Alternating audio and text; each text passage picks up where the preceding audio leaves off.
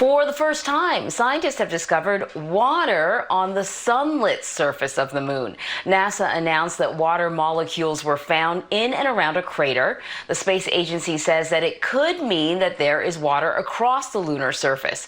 NASA previously found ice, but only in dark and cold areas near the moon's poles. Water on the moon's surface could lead to astronauts living on lunar bases in the future. Yes, people. The good news is that there might be water on the moon. The bad news is it's Dasani. But still, congratulations to NASA.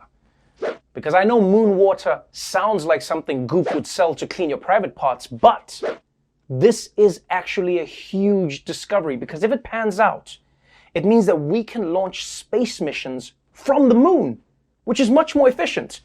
And NASA can finally have the wet spacesuit contest that it's always dreamed of. Plus, it means instead of filling a rocket with water, now astronauts will have space for more important fluids, like White Claw. Ain't no DUIs in space, baby. But I mean, I don't know why this was a surprise. I mean, it makes sense that the moon has water on it. Think about it. The Earth is what, 71% water? And the Earth and moon are like best friends. Either way, if you ask me, I'm glad that they discovered this now. And I'm glad that they didn't discover moon water on the first landing, because man, it would have totally ruined the moment. This is one small step for man, one giant... God! I just got these boots! These are suede. You can't get them wet. Mother***ing balls! This is one giant up for mankind. Moving on to someone who wishes they were on the moon right now. Keith Raniere, the leader of the sex cult called NXIVM. He was sentenced yesterday to 120 years in prison.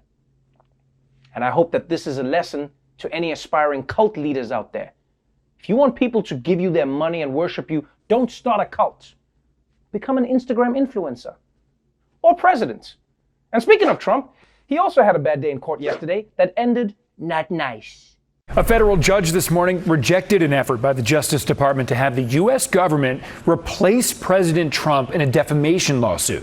The president is accused of defaming writer E. Jean Carroll after she wrote in a 2019 book that he raped her in the mid-1990s. He called her a liar, and she in turn filed a defamation suit. But the DOJ moved to have the U.S. government replace Trump as defendant, arguing that she was effectively suing a U.S. government employee for actions performed on the course of his job. A Manhattan federal judge didn't see it that way and thus rejected the argument.